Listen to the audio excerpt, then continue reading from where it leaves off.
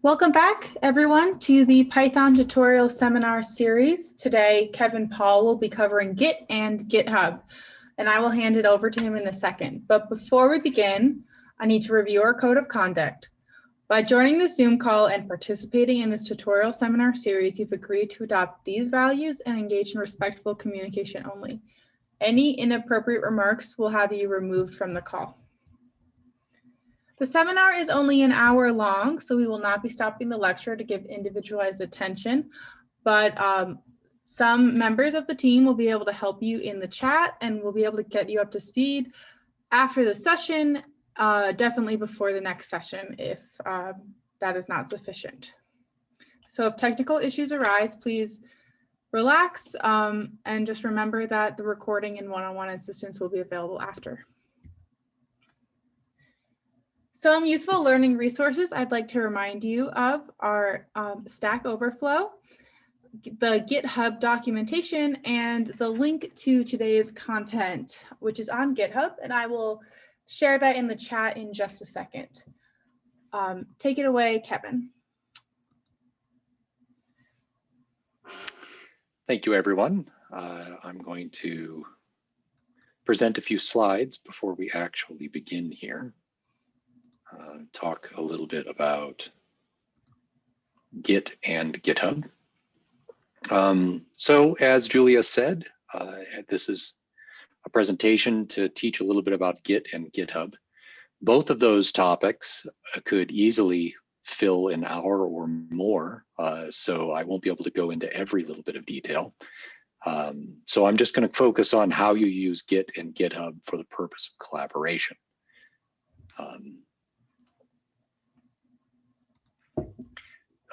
So before we begin, before we begin, I want to let everybody know that I'm assuming that you know some Git and some GitHub already. In particular, if you've followed along in your first tutorial series that Julia gave, there are already some commands that you should be familiar with, in particular git init for creating a new repository locally. The git add command for staging changes into a Git repository, and git commit for actually committing them into the repository. Git status and git log, these are your information commands that give you the status and a view of the revision history in your repository. And that you have some familiarity with the commands git clone, git pull, and git push for interacting with remote repositories, and particularly those on GitHub. And of course, I'm going to assume that you have a GitHub account already, that you know how to create that and set that up, and that you know how to clone, pull, and push changes from such a repository. A little bit of background before we actually get started. Git is a free and open source distributed version control system, which means there's no central server from which you might check out the most recent version of the repository. And what that means is that when you actually do check out or clone a repository, you get the entire repository. You get a copy of the entire history of that repository when you clone it. That means every Git repository is itself complete. It's a standalone resource, contains the whole history. And every repository can be cloned, even if it's local. In other words, you can clone from a repository sitting on your hard drive to another repository on your hard drive. It also means that you can connect, in a sense, your local repository with any number of remote repositories that might be out there, including repositories on GitHub. GitHub itself is a free hosting service for Git repositories. And that's what makes it so nice, is the fact that it's free and it can act as that central server hosting your blessed clone, your blessed copy of your repository. Because it's free, GitHub makes sharing your repositories incredibly easy. That's what makes collaboration with GitHub so useful. GitHub itself also makes many Git functions really easy to do, sort of at the click of a button, such as creating a new repository, creating a branch in that repository, and we'll talk about branches in a second, editing files, and you can even commit changes directly online over GitHub. You can merge branches, and you can communicate with other developers on the software, on your code, in your repository directly via GitHub. These are all the reasons why you would want to use GitHub. It's a fantastic resource, it's free, and it makes collaboration so easy. What we're going to learn today is a best workflow for using Git and GitHub for collaboration. I put best in quotes there because there are many different good workflows, but this is one. We're going to talk about forks and branches and pull requests, how to deal with merge conflicts and how to avoid them if at all possible. And then at the end, assuming that there's time, we'll talk a little bit about some common problems and solutions to those problems. So a little theory before we actually begin the demonstration. Let's talk about what is a branch. Everything that you know up until now, all of that git add and git commit stuff, is essentially telling you how to create a repository with a linear revision history, okay? Adding a commit that follows the previous commit that follows the previous commit. But at some point, what you can do in Git is create a branch off of your main branch. Like so. This example shows creating a new branch, I call it branch 1, that is separate from the main branch. Each branch then essentially becomes its own alternate history to your repository. In branch 1, I can add commit after commit to that. And branch 1 will then, if I were to do git log, for example, I would see commit 1, 2, 3, 4, 5, and 6. But at this point, if I did, say, add a commit now to the main branch and do a git log, what I'd see is commit 1, 2, 3, 4, and 7. In other words, it's like two different alternate histories for this repository. And you can keep adding commits individually to each different branch. And at some point, of course, the reason to do this is you want to take stuff that you did in a branch and merge it back into the main branch, combining these two histories into one. And this is, of course, where things can get tricky and where conflicts can emerge. And then you would continue on development. Now, what is a clone? Clone is a term that's used in Git. It is essentially a complete copy of your Git repository. So if you started off with this example, Git repository, for example, you might call that the origin, so to speak, and you might clone it, create a copy of it, and it would look exactly the same. It really is, every single Git repository out there is entirely complete, and a clone of it is just what it sounds like. It's an exact duplicate of the origin repository. Okay, so let's talk about a Git and GitHub workflow for collaboration. If you want to follow along, you can take a look at this link down here, the github.com NCAR Git GitHub Demo. And I'm going to switch over to my browser at this point and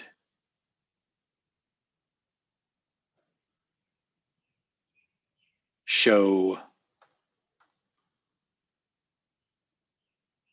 how this repository should look to you when you get there. So hopefully now you're seeing my GitHub screen, my GitHub browser window. What you should see, this is what you should see if you go to this repository. But the top left, you can see that it's owned by the NCAR organization on GitHub, and that's the repository name. Down below it, you should see a series of tabs that give you different information, different facets of the repository. You start off in the code tab. Down below that, you'll see the actual code tab, which includes up at the top left, a drop-down menu to select branches. You can actually switch branches here. In this case, there's only one branch, but if there were multiple branches, I could actually select those branches and switch to them. Down below that, you'll see all of the files that are in this repository, and you can even select a file and you can click it to see what the contents of that file is. In this particular example, file1.md is a markdown file. It doesn't have a lot of content to it. Git, or GitHub rather, displays markdown files in their rendered format. In order to see the raw version, the unrendered version, you click this raw button over here. And that's what you'd see. It's not terribly exciting. GitHub also gives you the ability to directly edit the file or even delete the file directly online. We'll go back here. Another interesting tab that you might want to look at is the Insights tab on a repository. If you click the Insights tab, there are a number of different interesting things that you can get about the repository, including the contributors, the community. And there's this one that's network, which will actually give you a visualization of the branches of the revision history in this repository. And what you'll see is that there are 4 commits in this NCAR branch, and there is a clone sitting out there somewhere in my own personal space that has 2 additional commits in another branch. And we'll talk about that in a second. Okay, so at this point, I want to demonstrate how you would actually do work. Now, I'm logged in at the moment as a user called Xdev user, which you can see up in the top right corner here. As this Xdev user, I actually don't have write permissions to this repository. It's a public repository, which means I can see it, but I can't actually contribute changes to this repository directly. So to do this, I need to make a clone of this repository in a space that I have write permissions to change. To do that, you create a fork.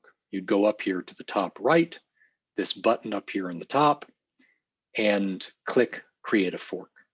Now, if you have access to multiple organizations, you'll see a dialog window come up asking you where you want to put your fork. And I recommend, if you're following along, to put it in your own user space. And that's what it defaults to if you aren't a member of any other organizations. Now you can see that this view of this repository, I see in the top left, I'm in the Xdev user space, and it tells me below that it's forked from the NCAR space. I can go back to it by clicking that link down there, and I can even find my fork by clicking the number to the right of the fork button up at the top right, and see all the different forks that have been created. And I can select mine down here and click on it and go back to where I was. Why do this? This is it's a legitimate question. Why work this way? Well, the first advantage to using forks is that it gives you a space on GitHub where you have write permissions on a source code that you may actually not originally have had write permissions. So you can make a contribution to someone's source code, someone else's source code, using this fork methodology. And obviously you get the advantage that your fork exists on GitHub, so you have a safe place to store your changes. It's not just on your laptop. So if your laptop gets run over by a bus or something, you don't lose it. And also, GitHub gives you the ability to easily merge branches or even forks into the main, into the original repository using a method called pull requests. And we'll talk about that in a second. To actually do work though, even though GitHub gives you the ability to make changes to files directly online, I don't necessarily recommend that you make changes online. I recommend that you do them locally. And the reason to do that locally is because you might want to do and make your changes in a place where you can run the code, where you can test the code, and that isn't going to be directly on GitHub. So to get a local copy or a local clone of my fork, I click this code button up here in the code tab, and it gives me the ability to either download it as a zip, which we don't want to do. You may want to in certain circumstances, but not here, because what we want to get is the actual Git repository. So I'm going to click this button, and that's going to copy to the clipboard the URL for this repository. And then I'm going to switch over to a terminal, okay, where I can run Git commands. Okay.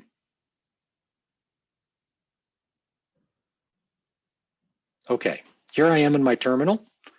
I'm going to type, in order to clone this repository, I'm going to say git clone, and then I'm going to paste in the URL that I just copied from GitHub.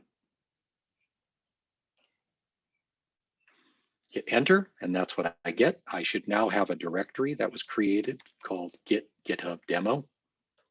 I can go into that directory and I can see the contents, and I can see that this is exactly what I saw on GitHub. There are 3 files, a license file, a README file, and file1.md, the markdown file.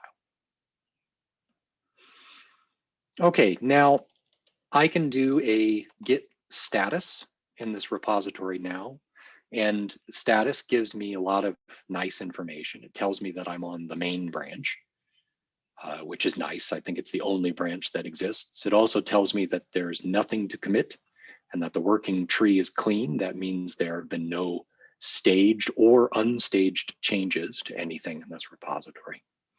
And what you'll also notice is that there's this line here in the middle that says your branch is up to date with origin main. I've used this term origin before, but in this sense, what is origin? Origin is the name that Git gives the repository from which you cloned. So in this sense, it should be pointing to our fork on GitHub. To find that out, we use the command git remote -v, V for verbose. If you hit that, it tells us that the origin name points to this URL, which is exactly my fork on GitHub. It's not the NCAR version, it's the fork. And you see that there's a origin for both fetching, that is doing git pulls, and for pushing, which is git push. Now I can also see the history of this repository with git log one line just to compress everything. And you see there are 4 commits. It tells me that this word head, which is Git's way of saying the latest commit to the branch that I'm currently sitting on, is pointing to main. It's sitting here at the 4th commit. And it is in line with my origin main, which is my fork's main branch. So I can see here there could be a number of different branches. If I wanted to see all of the different branches that were available, I would do git branch all, or if you want the shortcut, it's git branch -a. And that tells me all of the branches associated with this repository. Local, which is just main in this case, and all of the branches associated with the remotes. In this case, there's just origin main, and head points to main. Okay, now at this point, I kind of understand what I've just done. I understand what I've cloned, what I have on my local system.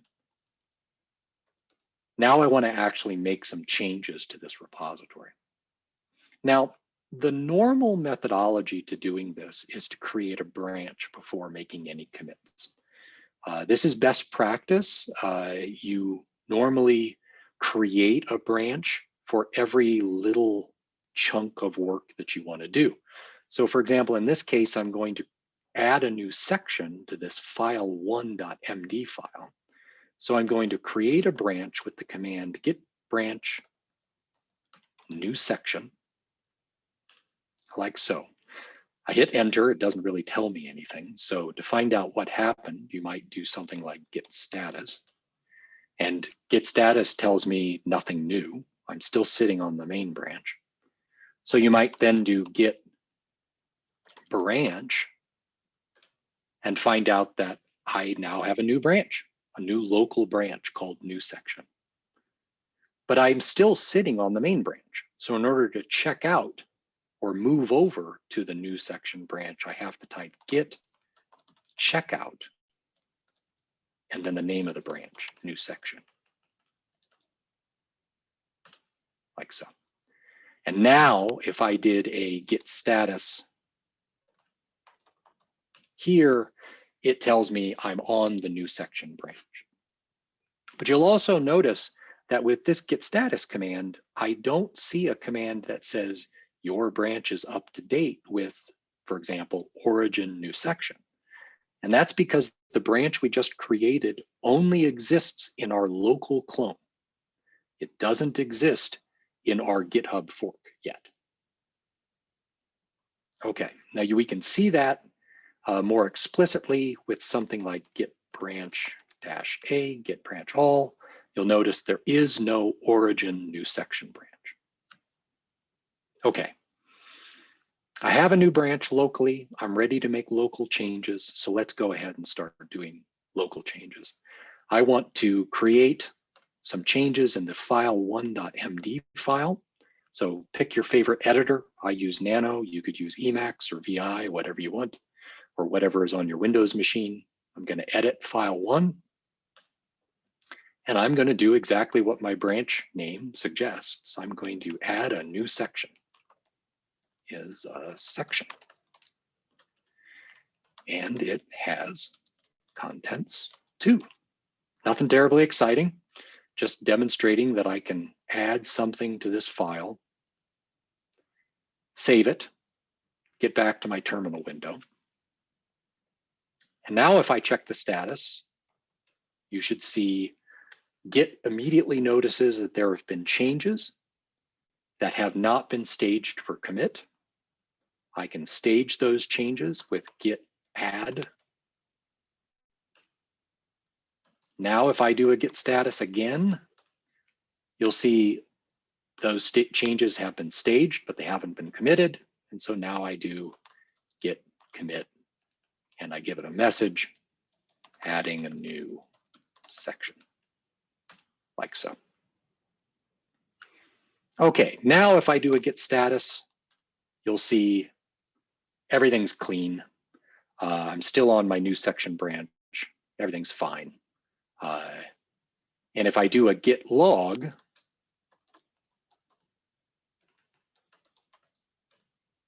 you'll see that head now is pointing to the new section, the latest commit in the new section branch. And I am one commit ahead. The new section branch is one commit ahead of the main branch. Now, I would continue in this line. I'd keep making changes, commit those changes until I was done. And once I was done, I'd want to push all of that up to GitHub. Now, in this case, I've done everything I wanted to do in one commit. So I'm going to try git push. And what you'll see is you get an error. And the reason is because, as we've already noticed, the new section branch doesn't map to anything in our GitHub fork. There is no new section branch on our GitHub fork. So What we do, and Git is usually nice about this, Git actually gives us the command we need to run to actually push up and create a branch on my fork called new section. And so that's the command that we'd run. That's the full command. If you wanted the shortcut version, it's -u, like so. I push that up, and there we go. And we even see in the messages down here, it created a new branch on my fork called new section. Excellent. Now I can take a look and I can see via git branch all. Now I actually can see that there's a new section branch on my fork on the origin. And I can do a git status. And now our git status even tells us that your branch is up to date with that remote branch. Okay, at this point, I've done everything that I want to do locally. And what I want to do is go back to GitHub to do the rest.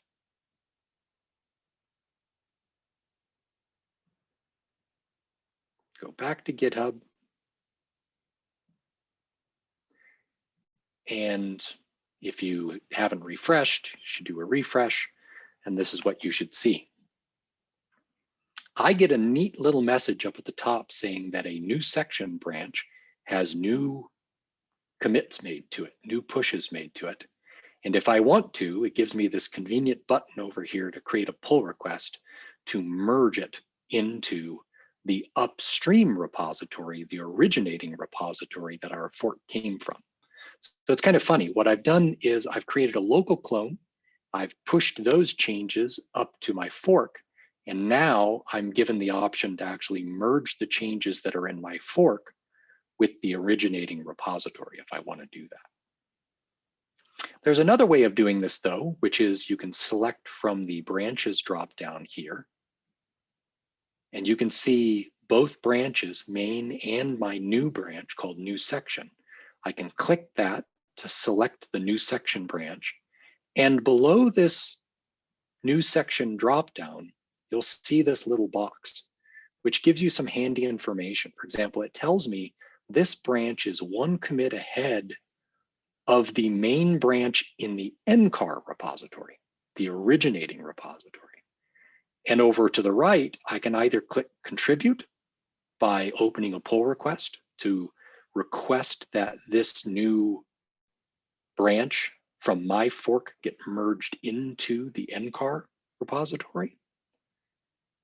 And you even see another button over here, which is fetch upstream, which means I can actually pull this change, any changes that are in main into this repository. But that's not going to do anything right now because my branch is one commit ahead, but there have been no changes made to main. Okay, I'm going to say contribute here. I'm going to open a pull request and say, I would like these changes merged into the main NCAR repository. Now, once you say open a pull request, you'll notice it takes me to the originating repository. I am now in the NCAR space, okay? And I get this dialog window to create a pull request. The most important thing about this dialog window is this little box here. And what this box is telling you is that I am requesting that my new section branch in my fork be merged into the main branch of the originating repository. That's what we're trying to do. And GitHub even checks to make sure it's possible without any conflicts or problems. And sure enough, it is. Gives me the little green check. And then below that, it gives me the ability to create a title for this pull request. So I can say adding a new section. It actually pulled this from the last commit message. But I can extend it and say to the markdown file, gives it a nice full title. And I can even write a larger description in here that's more informative to the owners of the repository so that they can actually understand what I'm trying to do. I added a new section to the file1.md file. I thought it would be useful to you. Let me know what you think. And at this point, I can just say create the pull request.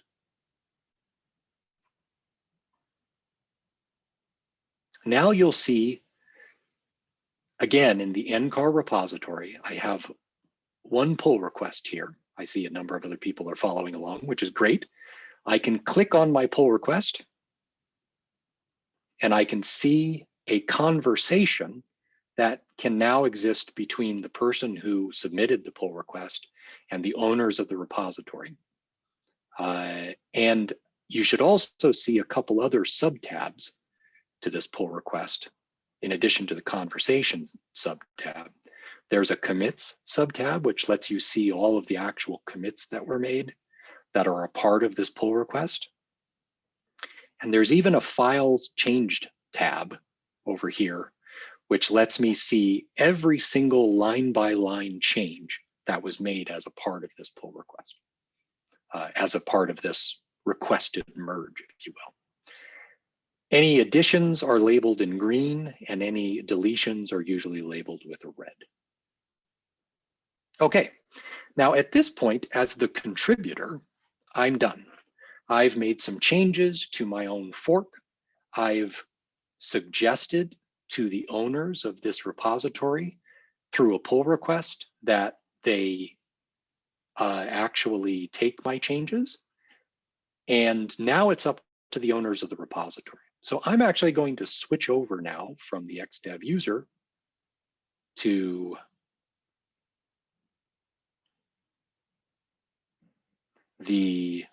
me, KM Paul at GitHub. And this is what I see. I see the pull requests here. It indicates to me that there are 3 pull requests open at the moment, and I can now select. I'm going to select the Xdev user one. No offense to everybody else who's actually contributing. And I can take a look at this and see what they've done. Now, as an owner of this repository, what I want to actually do is inform the contributor whether what they've contributed or what they're suggesting to contribute is actually good. Do I like it? And am I going to accept it into this code base?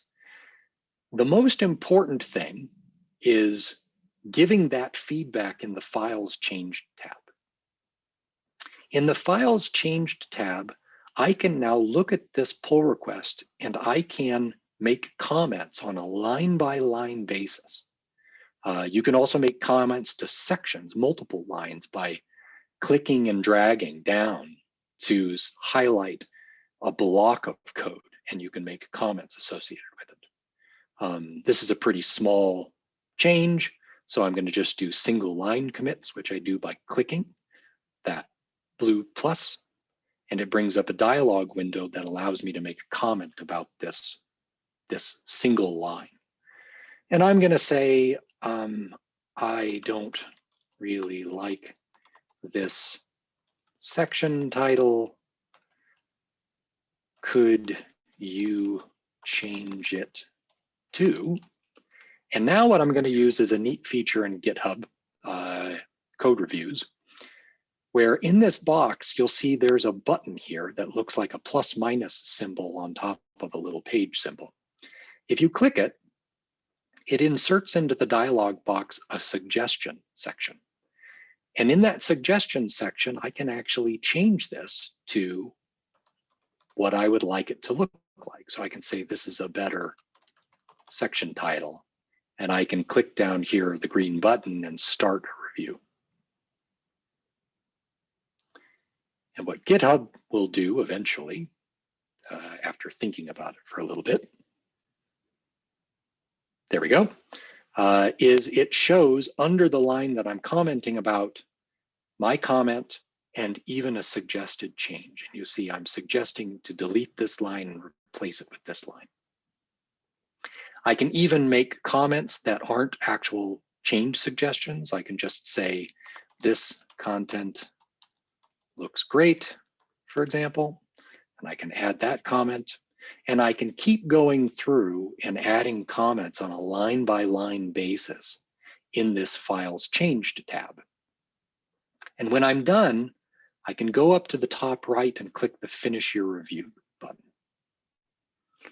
That will open up a little dialog that allows me to write a summary. So I can say, thanks, Xdev user. This looks pretty good. I've made some suggestions for changes. Please get back to me when you can. And then I can label this code review as a comment or an approval, which basically means I think what you did is great and I think it's ready to be merged. Or I can say I want to request some changes from you to your pull request. I will submit that review.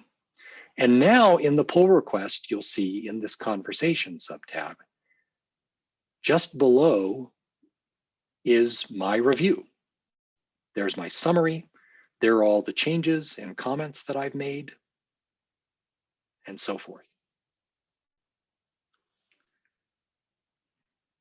Hi, thanks for the review, Joseph.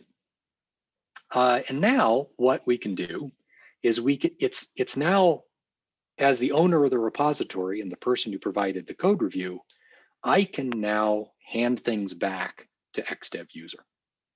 It's now in Xdev user's responsibility to respond to this. So I'm going to switch back over to the Xdev user. And I'm going to take a look at this pull request. Again, and I can see here, yep, I can look at all of this and I can say, okay, I'm being suggested a change. I'm fine with that. So GitHub actually gives me the ability to commit a suggestion directly. And all I have to do is give it a commit message. So I can say, using a better section title, and I can say commit that changes. And by clicking that button, GitHub actually gives me the ability to commit directly to my forks branch through the GitHub interface. And you'll see now that comment in the code review has been resolved and been collapsed. If I wanted to show it again, I can see it up here and I can hide it. And then there's this other comment, which doesn't require anything really. So I can just say thanks, and I can comment and I can click resolve that conversation. So now all of this is done. You'll notice if I went down to Joseph's, there's another code review down here that actually suggested the same change, but you'll see it's been marked as outdated because I made the change up above. So I can say that's resolved and we're done. Now you'll notice all of the code review and all the suggested changes have now been actually accomplished. In fact, if you scroll up to the top of the pull request page, you'll notice it now has 2 commits in it. One of them is the one that I did locally, and then there's the one that I created just now by clicking the button to commit suggestion. And if I look at the Files Changed tab, you'll see it actually does have the change that I made. So this is what I'm requesting be merged. But at this point, as the Xdev user, I've done everything that I possibly can. So I see the changes have been requested. That's still labeled. It's now my responsibility to inform the reviewers that I've made the changes they've requested and to please re-review. So I'm going to say re-review. I won't ask Joseph to actually re-review. I'm just going to ask KM Paul to re-review. And again, now the ball is back in KM Paul's court. So now I'm going to switch users once again, back over to KM Paul. I'm going to refresh. Take a look at my pull request. And I see at the very top, I get a message saying that Xdev user has requested my review on this. It's kind of nice. And it gives me a little button to immediately go there to do it. So I can say add my review. Takes me to the files changed tab of the pull request. And now I can see that all of the changes have been made just as I was hoping they would be. And now I can put my review and say approve. And I can even say, thanks for the contribution, Xdev user. This looks great. And I can submit the review. And now at the bottom of the pull request, you'll see changes have been approved. It's received one approval. And I can now merge that change when I'm ready. Depending upon your workflow, you may have other people who you designate as people who are responsible for merging so that there's maybe a separation between who reviews and who merges. I don't think there's a real common requirement on what that should be. But at this point, we've basically done everything that we need. So I'm going to merge that pull request. It asks me to confirm. It gives me a commit message for this merging. And I'll say confirm merge. And now you'll notice that the pull request has been converted from the open state to the merged state. And if I were to go back to the pull requests tab or just refresh the page, you'll notice that pull request is no longer, doesn't show up. It's actually in the closed state. Okay. That's how to conduct a code review. That's how to collaborate with other people on a particular repository. We've merged the pull request. Everything's in there. If we wanted to actually go over to the Insights tab now and look at the network graph, you'll actually see, it's complicated because there are a lot of forks out there.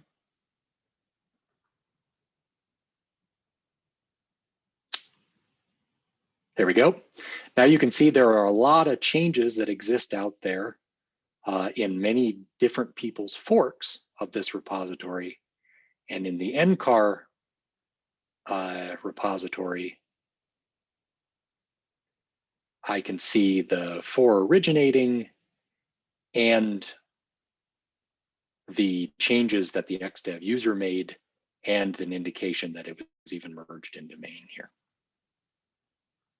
Okay, so this is great. This is how you collaborate in an ideal world on GitHub using Git. Although things don't always go in the ideal way that this did. So I'm going to give you an example of how things can go wrong. It's not necessarily going wrong, it's just a little bit more complicated.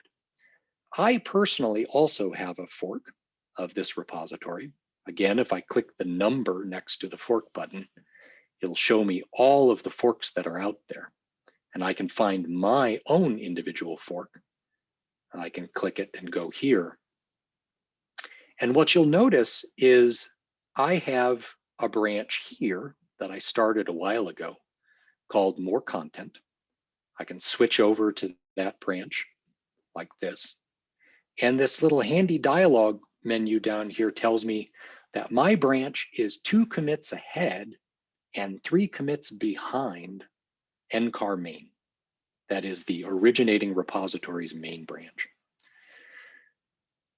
Anytime your branch is behind the branch that you want to eventually merge into, you can run into conflicts. And so one way of resolving that is by this button here to fetch upstream.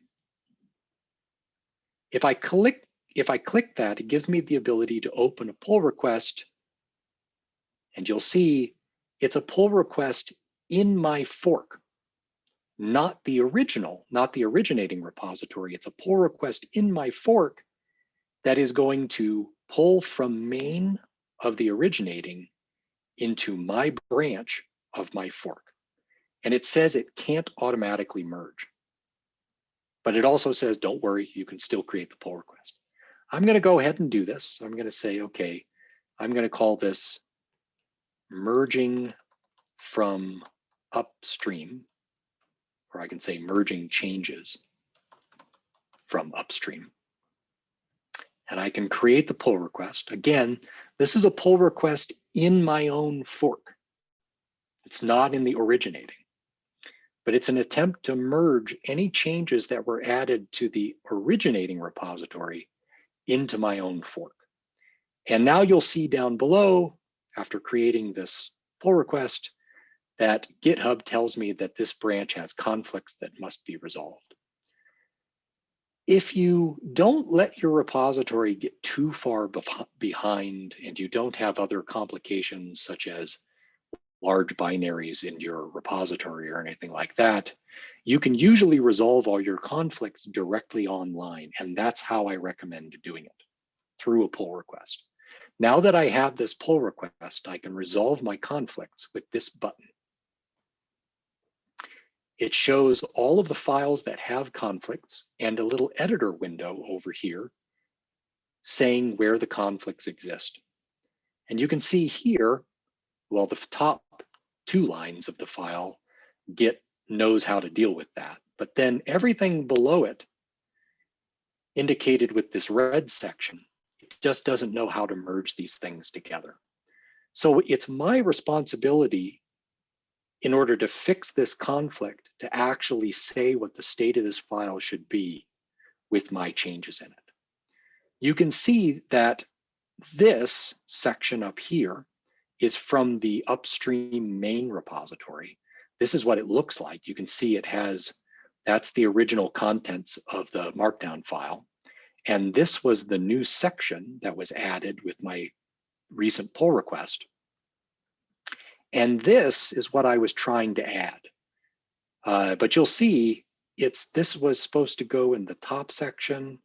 This is a section below it. I clearly need to fix this so that it looks right. So I'm actually going to cut this, put it up here, get rid of that, and get rid of this. This is how the file should be. Notice though, I'm not deleting what was added in the upstream. You don't want to do that. You want to just try to get your changes in without changing what was upstream. Now that I've made these changes, I can say mark as resolved.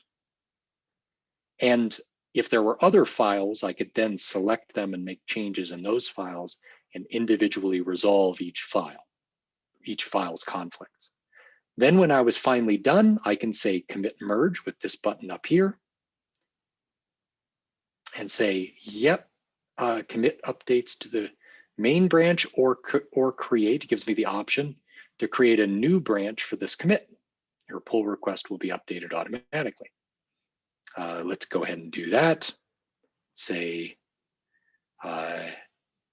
see here, fixed branch, I'll call it.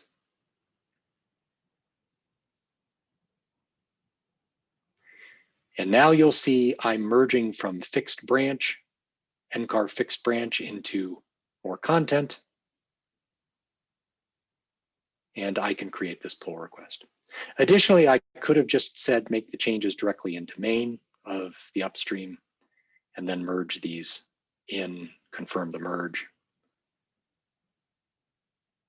And everything is merged. Okay. If I go to pull requests, you should see there isn't any in here. And I should see now my more content. If I select that branch and I select file 1, you should see it has all the changes that I wanted. And now I can actually merge this branch with the pull request into the upstream main. Okay. That is how to deal with conflicts when things don't go entirely according to plan. And that's all I wanted to cover in the demo. For the last 10 minutes, what I wanted to talk about, I want to go back to my slides here, I want to talk about some common things that you might have, common problems that you might run into when using Git and GitHub. Okay.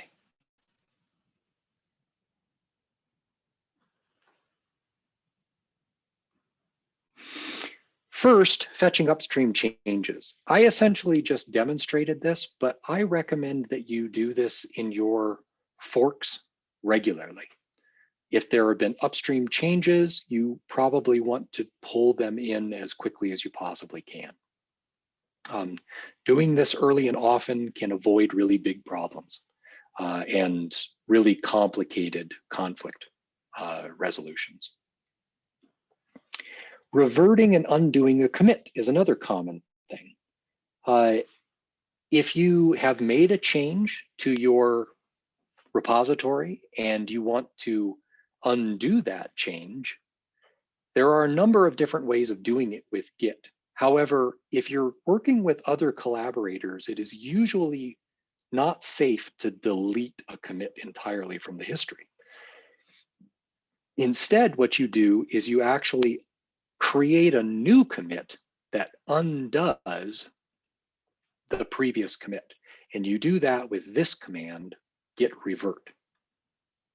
You would do, for example, a git log first, get the hash of the commit that you want to undo, and then you'd type git revert and undo that specific commit.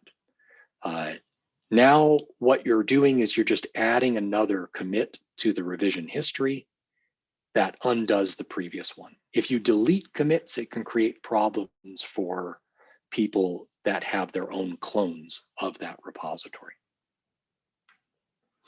Removing a file from your repository. Well, there are two sort of ways of doing that. One, you may want to actually delete the file, and by deleting the file, you also want to delete it from the repository's history.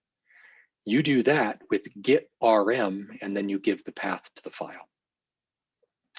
But sometimes what you want to do is you just want to remove a file from being tracked by the repository, but not actually delete the file. You may actually want that file to still exist on your local hard drive, for example. If you want to do that, all you do is say git rm -- cached and the name of the file. That will leave a copy of the file on your hard drive, but it will just remove the file from the tracked repository. In other words, the file will no longer be tracked by Git. And lastly, and this is a problem that many people experience, is the detached head problem. This sounds really, really scary and horrible, but it comes up quite frequently. And one of the most common ways that it comes up is when you actually rewind to a previous revision in your branch. That's in fact the point of having Git and version control in the first place. Is if you want to go back to a previous version, all you have to do is say git checkout and then the hash corresponding to that version. But if you do that, Git will give you this scary message saying you are now in a detached head state. It sounds horrible, but it's really not that bad. All it is basically saying to you is that Git is designed to add commits to the end of a branch, okay? In other words, branches grow at the tip. And if you rewind to a previous state, Git is telling you with this detached head state thing, it's telling you that if you create a commit, I'm not sure where to put it, because you're not at the tip of your branch. So the easiest way of resolving that, Git gives you this command called git switch, which is actually fairly new. But if you're sitting in this detached head state, you can type git switch -c and a new branch name, and it will create a branch from that revision that you rewound to. And now you can start adding new commits to that branch. Okay, that's all I have today. I hope that was useful to everybody. If you have questions, please add them in the chat, and I'm happy to answer anything now as you in the remaining time.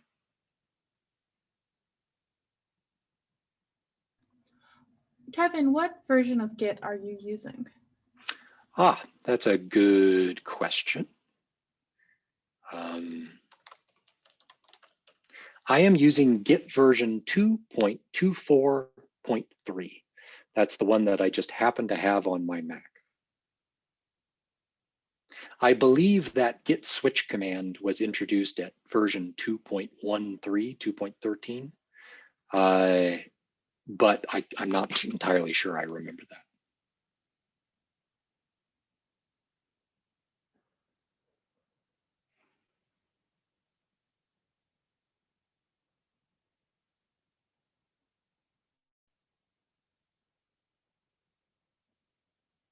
Any other questions?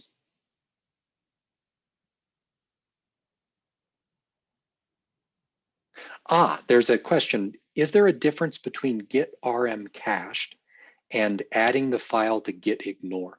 That's an excellent question. The two go hand in hand. If a file is already tracked in your Git repository and you add that file to .git ignore, it will not be removed from your repository, okay? You would need to still use git rm cached to remove the file from your repository. And if you didn't have that file in your git ignore, then the next time you did a git status, it would say there's a file that's untracked. Would you like to add it? And so you need to do both. If you want to actually remove a file from your repository, just from tracking it in your repository, you would use git rm cached. And then if you wanted to make sure that it never got committed again, you would then also add that file to your git ignore file. Okay, I hope that answers your question. How does the Xdev user make sure his repo or her repo is current with the merge fork? What do you mean by the merge fork?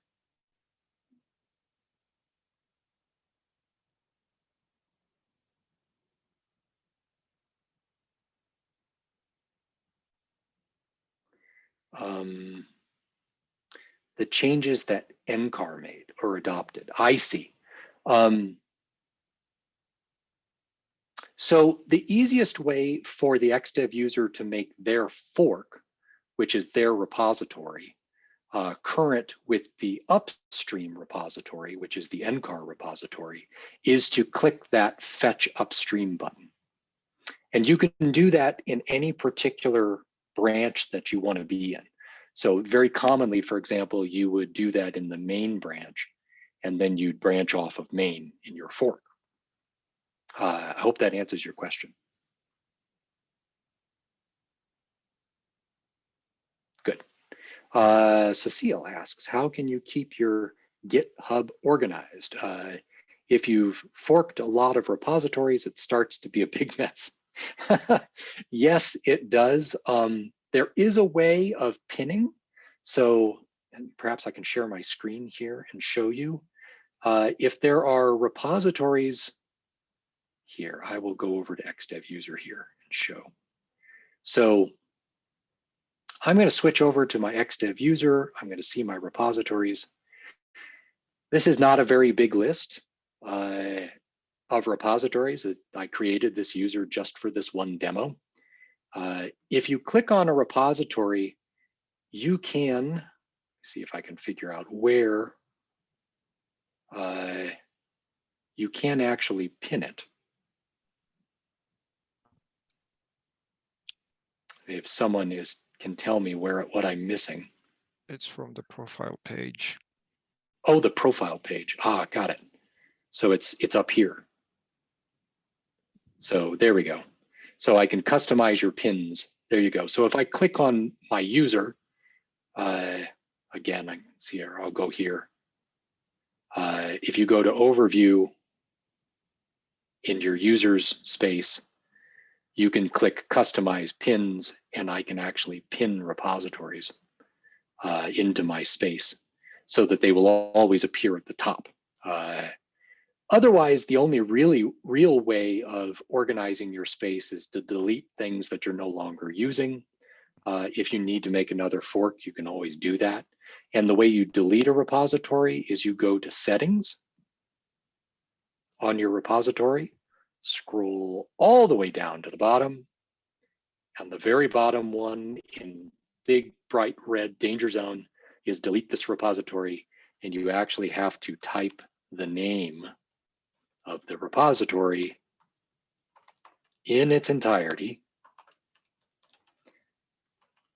and get it correct before it will actually give you the ability to delete the repository, and then it goes away. So you can clean up your space that way. You can pin repositories so they appear at the top if they're things you're commonly using. But that's really the only way I know of actually keeping your space organized. Nancy says, does Git pull bring in and merge changes from the remote repo to all of your local branches or just the checked out one? Okay, so Git pull will actually pull all branches from your remote, okay? In order to see those changes, you'd obviously have to switch over to it. You'd have to do a Git checkout. I don't use Git fetch very often. Perhaps someone else can actually speak to whether, I think you can actually specifically say to Git fetch a single branch. I believe you can even do that with Git pull. You can do Git pull origin branch name, for example, and just pull down that branch name. But by default, it will pull from your origin remote, and it'll pull all changes.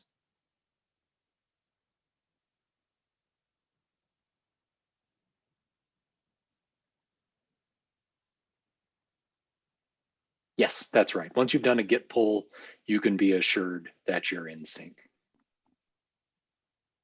Just keep in mind that in this workflow, and this is sometimes confusing for people, in this workflow, there are actually 3 repositories that you need to keep track of. There's your local repository on your machine. There's your fork on GitHub in your own personal space. And there's also the originating repository that your fork came from. And you need to take some effort on your part to try and make sure that all of those don't get too far out of sync. Sometimes the easiest thing to do, though, is if things get really out of sync and it just sounds like a real horrible waste of your time to try and get them all back in sync.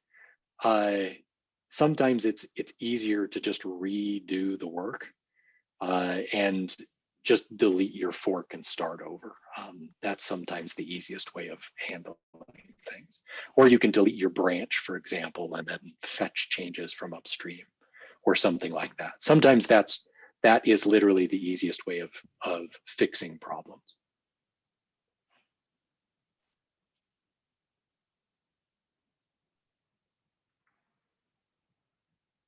Nancy says, I'm experimenting with trying to do without my own fork, cloning the original repo on my laptop and skip the intermediate repo. Anything to caution me about this workflow? Only, so if you are the only person who's contributing to your repository, that's actually a perfectly fine thing to do. You don't need a fork if you're the main contributor. But the moment that you start collaborating with other people, if you are contributing to the main branch, for example, you can very easily start stepping on other people's work and creating conflicts for other people. That's really the only concern. You can use branches, so you can just create a branch on the main repository and then just push directly to that branch. That's another perfectly valid workflow. And then you could actually do like a pull request from your branch into the main branch. That works too. That's perfectly fine. It just depends upon how complex the collaboration is. If you've got write permissions to the main repository, yeah, you can do that, but sometimes you don't. In fact, sometimes there are people who regularly commit to repositories that they don't have permissions to write to. That's just the nature of open source collaboration. And so you have to do it this way, which is why I present it this way. It's slightly more complex than what you're talking about, Nancy, but it's really the only way of being able to contribute to anything out there. Tiffany says, is there a best practice about how to manage code in branches or different operating systems, I think, except for a few minor changes.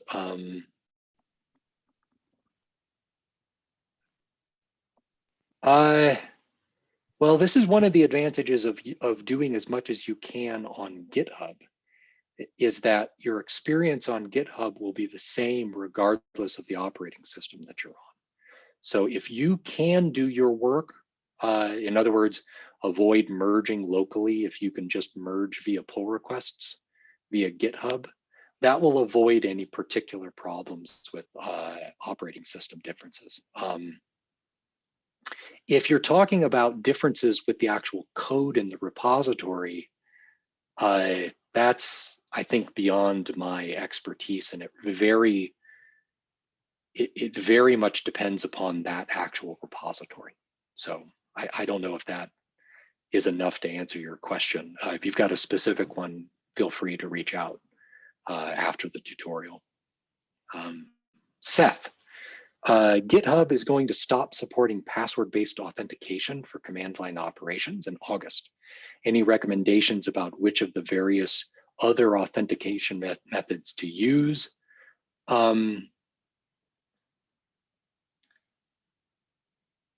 I don't have any particular recommendation. I think everybody has their own favorite. I always use HTTPS, and I use two-factor authentication. So I actually have GitHub on with Duo, and that works pretty well. I almost always store my authentication in a Git allows you something called a credentials helper, and you can set up a credentials helper that will actually store all of your authentication for you. That works even if you're using keys, SSH keys. So, I say go with the one that you're most comfortable with. I think come August, we're all going to have a couple hiccups, as we may have forgotten that we're still using password authentication on a particular account or something like that. But for the most part, GitHub has been pretty good at providing help for people. So just use their documentation and choose the path that seems the best for you.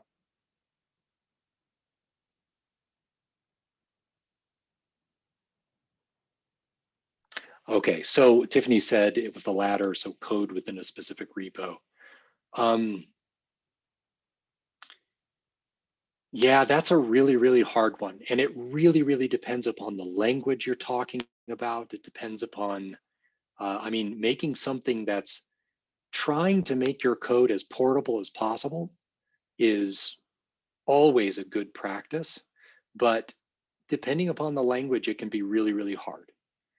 In fact, there are some languages that are just known for being a real bear when trying to create portable code.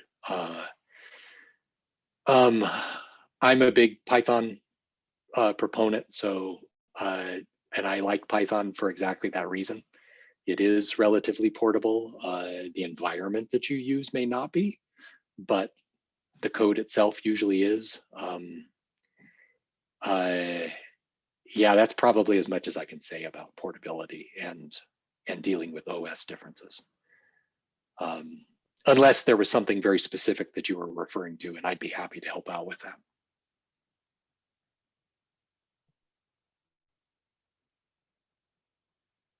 Any other questions?